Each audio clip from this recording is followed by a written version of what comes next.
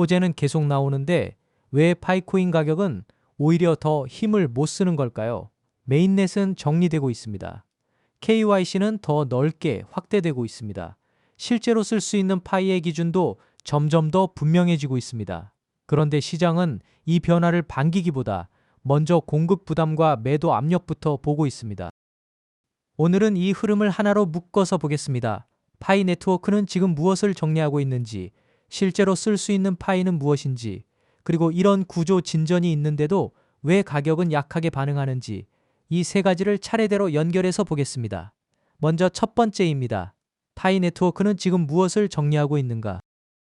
지금 파이코인의 핵심 변화는 단순히 메인넷이 열렸다는 선언이 아닙니다. 실제 운영 기준을 다시 정리하는 단계로 들어갔다는 점이 더 중요합니다.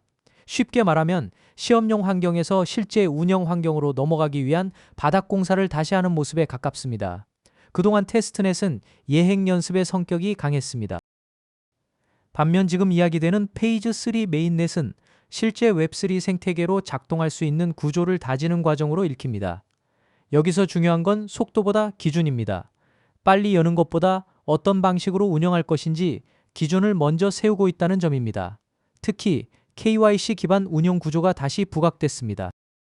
이 말은 누구나 같은 조건으로 바로 참여하는 구조가 아니라 신원 검증을 통과한 계정을 중심으로 네트워크 질서를 세우겠다는 뜻입니다. 탈중앙화라는 표현도 여기서는 조금 차분하게 볼 필요가 있습니다. 보통 탈중앙화라고 하면 아무 제한 없이 누구나 참여하는 그림을 떠올리기 쉽습니다. 하지만 이번 구조는 그런 단순한 형태와는 다릅니다. 실제로는 KYC를 통과한 참여자를 중심으로 운영되고 업데이트나 개선 제안은 코어 팀과 커뮤니티가 함께 논의하더라도 최종 반영은 노드 합의 구조를 통해 이루어진다고 설명됩니다.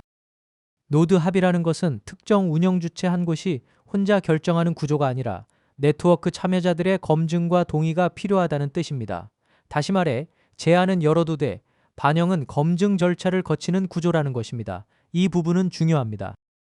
책임이 한쪽에만 몰리지 않으면서도 아무 제안이나 바로 시스템에 들어가는 방식은 아니라는 뜻이기 때문입니다. 또 페이지 1의 파우셋과 이뮬레이터는 종료되거나 핵심 시스템에서 분리될 예정이라고 했습니다. 이 역시 상징성이 큽니다. 시험용 도구를 정리하고 실제 운영체계 쪽으로 무게 중심을 옮기고 있다는 의미로 볼 수 있습니다. 긍정적으로 보면 운영 기준이 분명해질수록 장기적으로는 생태계 신뢰와 실사용 연결 논리가 더 강해질 수 있습니다. 반대로 보면 참여, 문턱과 검증 절차가 강해질수록 속도와 개방성 측면에서는 불만이 나올 수도 있습니다. 결국 중요한 건 선언이 아니라 실제 작동입니다. 운영 구조가 정리되고 있다면 다음 질문은 자연스럽게 여기로 이어집니다. 그 구조 안에서 실제 자산과 기능은 어디까지 살아나고 있는가? 이제 두 번째입니다. 가능성은 열리고 있다. 그런데 그게 곧 가치가 되는 것은 아니다. 이번 흐름에서 가장 눈에 띄는 숫자 가운데 하나는 나흘 동안 100억 개가 넘는 파이가 메인넷으로 이전됐다는 부분입니다. 이 숫자만 보면 갑자기 물량이 크게 풀린 것처럼 느껴질 수 있습니다. 하지만 기사에서는 이를 무작정 풀어버린 언락이라기보다 통제된 공급 확대 쪽으로 해석했습니다. 여기서 꼭 구분해서 보셔야 할 게 있습니다. 물량이 늘어나는 것과 생태계가 확장되는 것은 비슷해 보여도 시장에서는 전혀 다르게 반응할 수 있다는 점입니다. 공급 확대는 당장 시장 부담으로 읽힐 수 있습니다. 반면 기능 확장은 장기 기대를 높일 수 있습니다. 그래서 이 둘은 함께 봐야지 하나만 떼어보면 흐름이 왜곡됩니다. 이번 기사에서는 파이코인이 단순 보유 자산에 머무는 것이 아니라 실제로 활용 가능한 생태계로 가려는 방향도 강조됐습니다. 대표적인 것이 크로스체인 브리지입니다. 크로스체인 브리지는 다른 블록체인과 자산이나 기능을 연결하는 통로라고 이해하시면 됩니다. 즉, 파이 네트워크 안에서만 머무는 구조가 아니라 외부 체인과 연결될 가능성을 준비하고 있다는 뜻입니다. 또 테스트넷 RPC 서버가 출시됐고 2026년 5월까지 프로토콜 업그레이드가 예정돼 있다고 설명됐습니다. RPC 서버는 외부 서비스나 개발자가 네트워크와 연결하는 접점이라고 보시면 됩니다.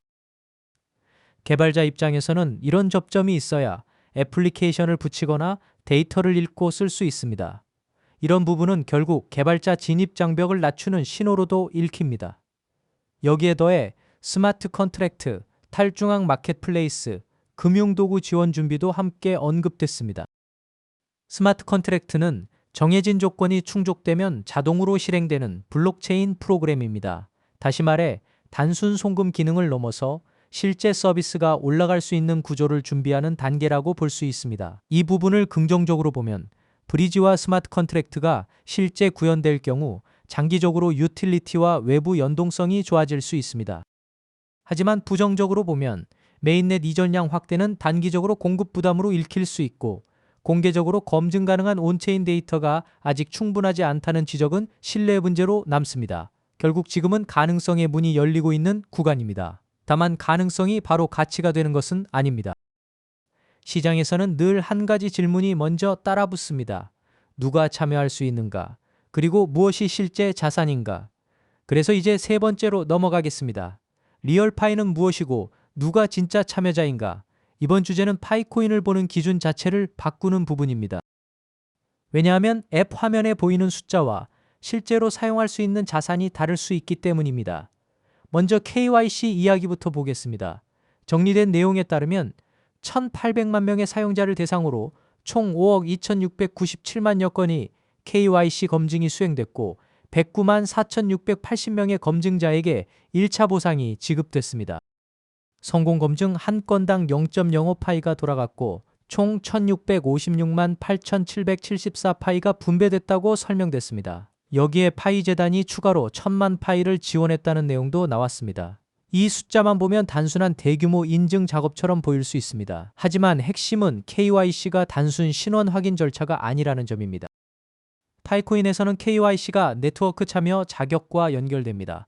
보상 분배와 연결됩니다. 메인넷 접근권과도 연결됩니다. 즉, 이 구조는 그냥 인증이 아니라 네트워크의 입장권이자 품질 관리 장치로 작동하고 있는 것입니다. 검증 방식도 다단계입니다. 생존 영상, 문서, 사진, 이름 등 여러 단계로 나뉘고 단계별로 최소 2명의 독립 검증자가 필요하다고 정리됐습니다. 한 사람이 한 번 보고 끝내는 구조가 아니라 여러 사람이 서로 다른 항목을 나누어 확인하는 구조라는 뜻입니다. 1인당 약 30회의 검증이 이루어지는 방식이라고 설명된 것도 속도보다 정확성과 허위 신원 차단을 우선하는 설계라는 점을 보여줍니다. 허위 신원 차단이 왜 중요할까요? 신원 검증이 느슨하면 가짜 계정이나 중복 계정이 메인넷으로 넘어올 수 있습니다. 그렇게 되면 나중에 네트워크 참여, 자격과 보상 체계 전체가 흔들릴 수 있습니다. 처음에는 번거로워 보여도 이런 부분이 약하면 결국 신뢰가 먼저 깨집니다.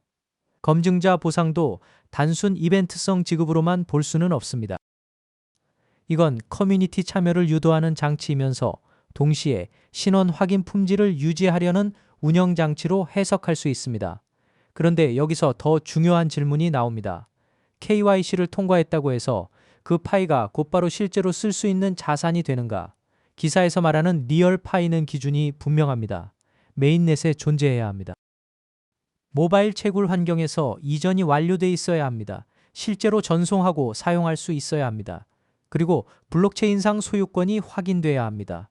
쉽게 말하면 지갑에서 실제로 움직이고 쓸 수 있는 파이가 리얼 파이라는 뜻입니다. 반대로 모바일 앱 잔고, 미검증 보너스, 테스트넷 파이, 잠금된 파이는 실사용 가능한 리얼 파이가 아니라고 구분했습니다. 잠금된 파이는 존재는 하지만 당장 자유롭게 쓰기 어려운 물량이라고 이해하시면 됩니다. 이 기준이 중요한 이유는 많은 분들이 화면에 보이는 숫자를 곧바로 사용 가능한 자산으로 받아들이기 쉽기 때문입니다.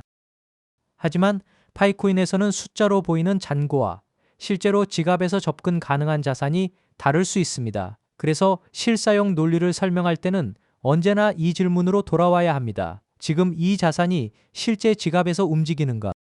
또 기사에서는 마이그레이션의 신원 확인이 필요하고 이전이 끝난 뒤에도 자산이 완전히 접근 가능해지기까지 추가 단계가 있다고 설명했습니다. 그 핵심으로 제시된 것이 2FA입니다. 여기서 2FA를 단순 로그인 보안 정도로만 보면 안 됩니다. 이번 기사에서는 2FA 완료가 최종 소유권 확정의 핵심 단계로 제시됐습니다. 즉, 본인 확인을 한 번 더 거쳐야 자산 접근이 최종 확정되고 그 이후에는 소유권이 온체인에 되돌릴 수 없게 귀속된다는 설명입니다. 이건 단순한 편의 기능이 아니라 사실상 소유권 마감 절차에 가깝습니다. 긍정적으로 보면 실사용 가능한 자산 기준이 분명해질수록 사용자 혼란을 줄이고 신뢰를 높일 수 있습니다. 반대로 마이그레이션과 2FA를 끝내지 못한 사용자 입장에서는 체감 자산과 실제 자산 사이의 괴리가 불만으로 커질 수 있습니다. 자, 여기까지 보면 구조도 정리되고 있습니다. 자산 기준도 더 분명해지고 있습니다. 그런데 시장은 왜 이걸 호재로만 받아들이지 않을까요? 이제 네 번째입니다. 기술 뉴스가 많은데도 가격은 왜 더 약해졌나? 이번 기사에서 가장 핵심적인 메시지는 분명합니다. 기술 뉴스가 많아도 단기 가격은 공급 압력과 매도 심리에 더 민감하게 반응할 수 있다는 점입니다. 정리된 내용에 따르면 파이는 전일 5% 이상 하락한 뒤 약 0.1700달러 부근에서 거래됐고 24시간 동안 중앙화 거래소로 216만 파이가 유입됐다고 했습니다. 중앙화 거래소 유입이 왜 부담으로 읽히는가? 보유 물량이 실제로 매도 가능한 장소로 이동하는 흐름이기 때문입니다. 물론 이것이 무조건 매도라고 단정할 수는 없습니다. 하지만 시장은 대체로 이런 이동을 공급 압력 가능성으로 먼저 해석합니다. 기사에서는 이를 2차 메인넷 마이그레이션 과정의 차익 실현과 공급 압력으로 읽었습니다. 바로 앞에서 본 기술 진전과 연결해보면 의미가 분명해집니다. 메인넷 이동과 자산 실체화는 기술적으로는 진전입니다. 하지만 단기 시장에서는 이제 실제로 팔 수 있는 물량이 늘어난다는 방향으로 받아들여질 수 있다는 것입니다. 차트 측면에서도 부담이 제시됐습니다. 0.1736달러 지지선 아래 일봉 마감이 발생했다고 설명했습니다. 지지선 붕괴라는 것은 그 가격대에서 버티던 매수 힘이 약해졌다는 뜻입니다. 다음 하단 구간으로는 0.1556달러, 추가 하락 시 0.1310달러까지 거론됐습니다. 보조지표도 부담 요인으로 제시됐습니다. RSI 42는 아주 과매도라고 보기는 어렵고 오히려 힘이 약해진 흐름으로 읽힐 수 있다고 했습니다. 또 약세, MACD, 그리고 50일, 100일, 200일 EMA가 모두 아래로 향하는 흐름도 부담으로 언급됐습니다. EMA는 최근 가격 흐름을 반영한 평균선입니다. 여러 기간선이 동시에 아래로 향하면 추세 부담이 커졌다고 해석합니다. 반등이 나온다면 저항선으로는 0.1851달러와 0.1942달러가 언급됐습니다. 하지만 지금 기사 흐름상 시장은 기술 서사보다 수급을 먼저 보고 있는 분위기입니다. 그리고 이 약세 논리는 파이 단독 기사에서만 나온 이야기가 아닙니다. 유럽장 브리핑에서도 비트코인, 솔라나, 파이가 함께 언급됐는데 여기서 파이는 상대적 강점보다는 취약성이 더 부각됐습니다. 비트코인 약 67,000달러, 솔라나 80달러 아래, 파이 약 0.1700달러 수준이 함께 언급됐고 파이는 전일 5% 이상 하락 뒤 거래되고 있다고 다시 확인됐습니다. 또 24시간 동안 200만 개 이상이 중앙화 거래소로 유입됐다는 흐름과 0.1736달러 지지선 하향 이탈, 0.1556달러 다음 지지 구간도 반복 제시됐습니다. 여기서 중요한 건 같은 약세 논리가 파이 단독 분석이 아니라 여러 자산을 함께 보는 시장 브리핑에서도 반복되고 있다는 점입니다. 멀티자산 브리핑은 시장이 여러 코인을 같은 화면에서 비교하며 상대 강약을 보는 기사입니다. 그런 기사에서 파이가 기술적으로 취약한 자산으로 묘사됐다는 것은 시장 컨센서스가 조금씩 형성되고 있다는 뜻으로 볼 수 있습니다. 즉, 지금 시장은 파이 내부 호재보다 외부 리스크와 수급 부담을 더 강하게 반영하고 있습니다. 그렇다면 여기서 질문은 더 커집니다. 정말 파이만 약한 걸까요? 아니면 지금 시장 전체가 바깥 변수를 더 크게 보고 있는 걸까요? 이제 다섯 번째입니다. 파이만 약한 게 아니다. 지금 시장은 바깥 변수를 더 크게 본다. 이 주제는 파이 자체 뉴스가 아니라 시장 배경 변수입니다. 시청자분들께서는 파이코인 시황에 왜 이런 전쟁 관련 내용이 들어오느냐고 느끼실 수 있습니다.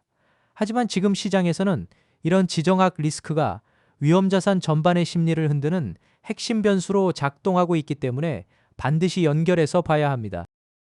정리된 내용에 따르면 예측 시장에서 4월 7일 이전 미국과 이란의 휴전 확률이 1.1% 수준까지 낮아졌습니다.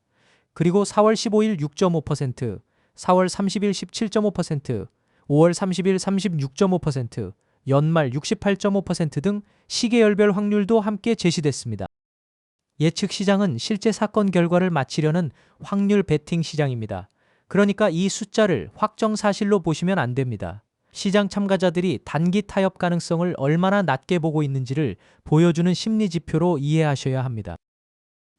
단기 휴전 확률이 떨어진 배경으로는 펜타곤 발표, 이란 혁명수비대와의 충돌, 텔아비브 시위, 이라크 및 국경 관련 조치, 임시 휴전 거부, 트럼프의 협상 시한 제시 등이 묶였습니다. 중요한 건 일부 제한적 완화 조치가 나와도 시장은 이를 곧바로 휴전 신호로 받아들이지 않았다는 점입니다. 이 말은 시장이 지금 단기 외교 해결보다 충돌 장기화 가능성을 더 강하게 가격에 반영하고 있다는 뜻입니다. 암호화폐 시장에서는 이 수치 자체보다 위험자산 심리를 눌러버리는 외부 변수로 기능하고 있다는 점이 더 중요합니다. 휴전 기대가 약해질수록 비트코인, 이더리움, 파이코인 같은 자산은 모두 변동성 압력을 받을 수 있습니다. 특히 파이처럼 이미 상대적 약세가 부각된 자산은 더 민감하게 흔들릴 수 있습니다. 그리고 시장은 휴전 가능성만 낮게 보는 것이 아니라 군사 개입 수위 자체도 높여보기 시작했습니다. 기사들에서는 4월 30일까지 미군이 이란에 진입할 확률이 86.5%까지 높아졌고 연말 기준 확률도 90.5%로 제시됐다고 정리했습니다. 또 별도 시장에서는 6월 30일까지 이란 정권 붕괴 가능성이 14% 수준으로 재평가됐다고 했습니다. 이 역시 확정 사건이 아니라 시장 확률 재평가라는 점을 전제로 봐야 합니다. 배경에는 구조팀 진입, 전투기 격추, 실종 승무원 수색, 미사일 기지 보도, 48시간 협상 시한 같은 재료들이 묶였습니다. 즉, 단순한 외교 불확실성을 넘어서 실제 군사행동 수위가 높아지고 있다고 시장이 받아들이고 있는 것입니다. 이 숫자들은 자극적으로 보일 수 있습니다. 하지만 더 중요한 건 시장이 최악의 시나리오까지 어느 정도 열어두기 시작했다는 점입니다. 이런 흐름은 결국 위험관리 심리를 자극합니다. 지정학 충격은 코인 자체에 특별한 악재가 없어도 시장 전체 가격을 흔들 수 있습니다. 원유, 달러, 위험자산 선호, 주말 포지셔닝까지 함께 흔들 수 있기 때문입니다. 이제 이런 외부 리스크가 실제로 비트코인과 이더리움 기사들에서는 어떻게 반영되는지 볼 필요가 있습니다. 전쟁과 거시 리스크 속에서 비트코인과 이더리움도 자체 호재만으로 움직이는 장이 아니라는 분석이 나왔습니다. 트럼프의 대이란 발언과 전쟁 확대 가능성이 암호화폐 전반의 변동성 요인으로 제시됐고 전투기 피격 이후 비트코인이 흔들리는 장면도 보도됐습니다. 또 휴전 기대 랠리 이후 파생시장 460억 달러 규모 포지셔닝이 되돌려질 수 있다는 경고도 나왔습니다. 파생시장은 선물이나 옵션처럼 미래 가격에 베팅하는 시장입니다. 이런 시장에서 포지션이 한쪽으로 많이 쏠려 있을 때 외부 충격이 들어오면 가격은 현물보다 더 크게 흔들릴 수 있습니다. 청산이 발생하면 그 움직임은 더 커집니다. 또 하나 흥미로운 부분은 유가가 배럴당 150달러까지 오를 경우 비트코인의 안전자산 서사가 흔들릴 수 있다는 시나리오입니다.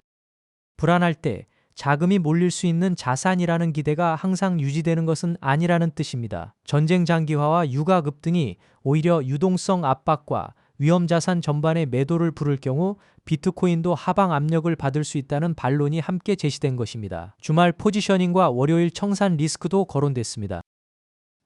주말에 큰 뉴스가 나오면 전통 금융시장이 닫혀있는 동안 암호화폐가 먼저 반응하는 경우가 많기 때문입니다. 다만 기사들이 모두 비관론만 말한 것은 아닙니다. 고용지표와 금리 인하 기대 조정 속에서도 위험자산이 완전히 무너지지는 않았다는 관점도 함께 나왔습니다.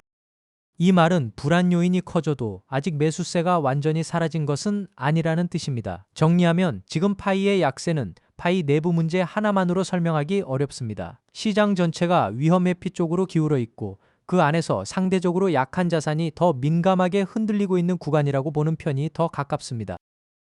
그렇다면 자연스럽게 다음 질문이 생깁니다. 시장 중심축인 비트코인은 지금 어떤 상태인가? 그리고 그 흐름과 비교했을 때 파이는 어디에 서 있는가? 이제 6번째입니다. 비트코인과 이더리움도 구조 싸움 중이다. 먼저 비트코인부터 보겠습니다. 지금 비트코인은 겉으로 보면 방향이 없어 보입니다. 66,000달러 부근에서 오르내리며 횡보하는 모습이기 때문입니다. 그런데 기사들의 해석은 단순 중립이 아닙니다. 오히려 하방 압력이 쌓이는 정체 구간으로 보는 시각이 반복됐습니다. 박스권은 가격이 일정 범위 안에서 오르내리는 구간입니다. 많은 분들이 이런 구간을 쉬어가는 장이라고 생각하시지만 꼭 그런 것은 아닙니다. 특히 위쪽 반응이 약하면 아래쪽 압력이 쌓일 수 있습니다. 여러 기사에서 공통으로 나온 표현이 베어 플래그입니다. 베어 플래그는 하락 후 잠시 옆으로 정리되다가 다시 약세가 이어질 수 있다는 차트 패턴입니다. 즉, 지금의 조용한 횡보가 안정이 아니라 잠시 숨 고르기일 수 있다는 해석입니다. 또 아래쪽 유동성이 아직 소화되지 않았다는 분석도 나왔습니다.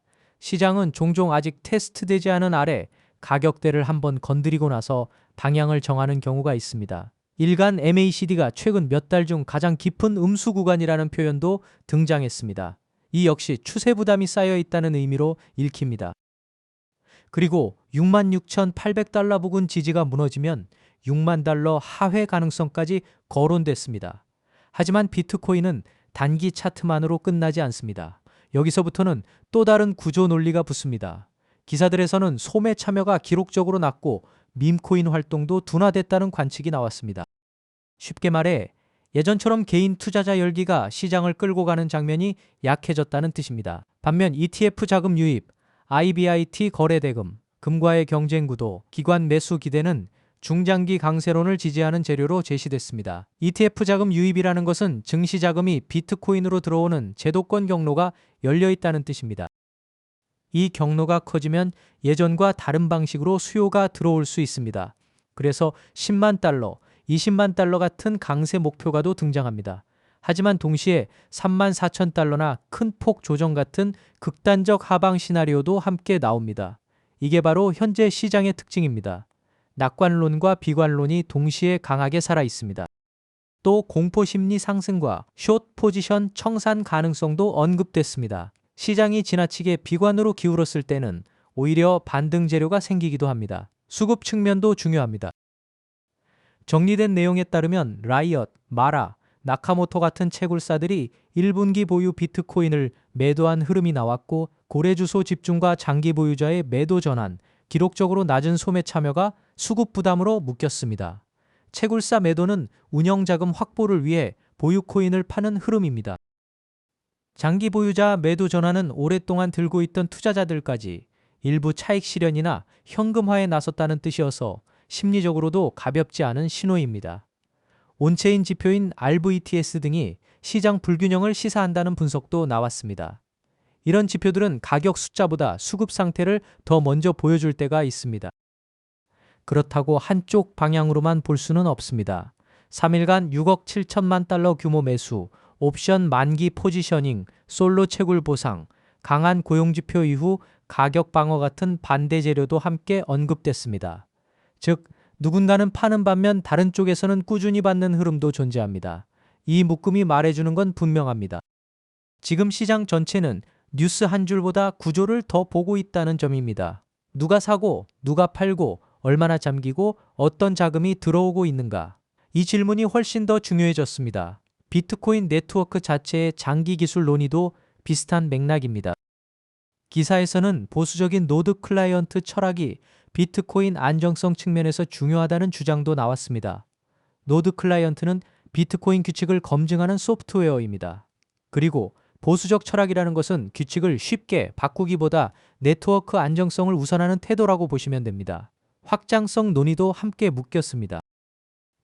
사용자가 늘어나도 네트워크가 처리 능력을 유지해야 한다는 문제입니다. 비트코인은 여기서도 성급한 확장보다 안정성과 검증 가능성을 더 중시하는 방향으로 논의가 이어집니다. 또 잭도시 측 블록의 파우셋 재개 소식도 나왔습니다. 한쪽에서는 접근성 실험을 하고 다른 한쪽에서는 양자 저항 같은 깊은 보안 연구를 이어가는 모습입니다. 양자 저항은 미래의 더 강한 컴퓨팅 환경에서도 자산 보안을 지키려는 연구입니다. 그리고 이더리움 쪽에서는 또 다른 구조 변화가 보였습니다.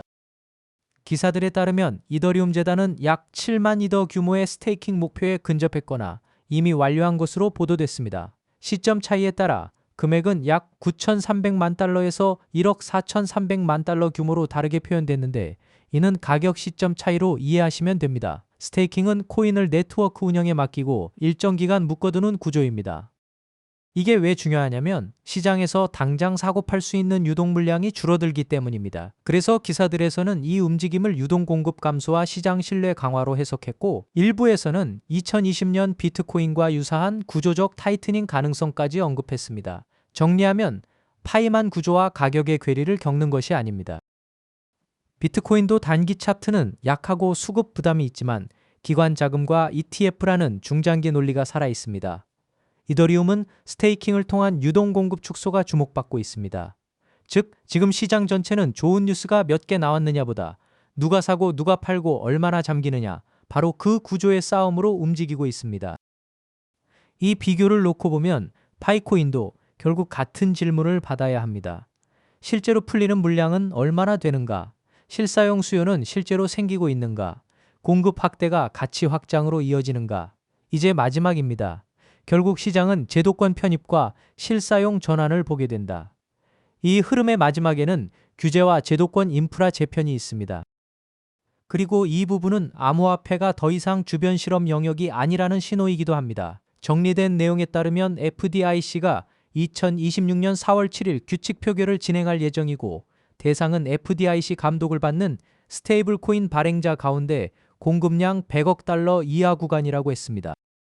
핵심 내용으로는 건전성 기준, 자본 규정, 상환권 규칙이 제시됐고, 재무부, 연준, OCC와의 조화 작업도 함께 언급됐습니다. FDIC는 미국 은행 예금보험과 감독 체계를 담당하는 기관입니다. 상환권 규칙은 스테이블 코인을 실제 달러 등으로 바꿔 돌려받을 권리를 어떻게 보장할 것인지의 문제입니다. 건전성 기준은 발행자가 얼마나 안전하게 운영돼야 하는지를 정하는 기준입니다. 여기서 중요한 건 세부 문구 하나하나보다 제도화가 실제 일정 단위로 진행되고 있다는 점입니다. 2026년 7월 18일 지니어스 액트 시행 시한을 맞추기 위한 흐름 속에서 이런 표결이 나온다는 것은 미국이 스테이블 코인 시장을 제도권으로 편입하는 속도를 내고 있다는 뜻으로 볼 수 있습니다. 또 클래리티 절충안의 스테이블 코인 이자 문구도 검토 중이라는 보도가 나왔습니다. 핵심 쟁점은 패시브 일드 제한 표현입니다. 패시브 일드는 사용자가 별도 거래를 하지 않아도 그냥 보유만으로 얻는 수익 구조를 뜻합니다. 시청자 입장에서는 단순한 혜택처럼 들릴 수 있습니다. 하지만 규제 입장에서는 이게 매우 민감한 문제입니다. 이자처럼 보이는 상품은 금융 규제 틀 안에서 해석이 훨씬 복잡해지기 때문입니다. 기사에서는 해당 문구가 거래소와 발행사의 사업 모델에 직접 영향을 줄 수 있다고 설명했습니다. 즉, 스테이블 코인 규제의 핵심은 발행 허용 여부만이 아니라 수익 제공 방식을 어디까지 허용할 것인지에 달려있다는 이야기입니다. 여기에 코인베이스의 OCC, 신탁 인가 문제도 함께 나왔습니다. 기사들에 따르면 코인베이스가 OCC의 조건부 신탁 인가를 확보하면서 미국 대형 거래소 가운데 처음으로 전국 단위 신탁 구조에 접근했다고 보도됐습니다. 이것은 결국 전국 단위 커스터디 경로 확보라는 의미로 해석됐습니다. 커스터디는 기관이나 고객 자산을 대신 보관하고 관리하는 역할입니다. 그리고 신탁 인가는 고객 자산을 보관하고 관리할 수 있는 제도권 자격에 가까운 구조라고 이해하시면 됩니다. 반면 지역은행들은 국가 차원의 암호화폐 커스터디 권한이 소수 대형 기업에 집중될 수 있다며 강하게 반발했습니다. 일부 보도는 워싱턴이 국가 수준 커스터디를 어느 기업에 맡길지 사실상 선택하기 시작했다는 시각도 제시했습니다. 이 말은 암호화폐 시장이 이제 단순 거래소 경쟁을 넘어 제도권 보관과 유통의 핵심 통로를 누가 쥐느냐의 단계로 이동하고 있다는 뜻입니다. 그리고 바로 이 지점이 파이코인에도 중요합니다.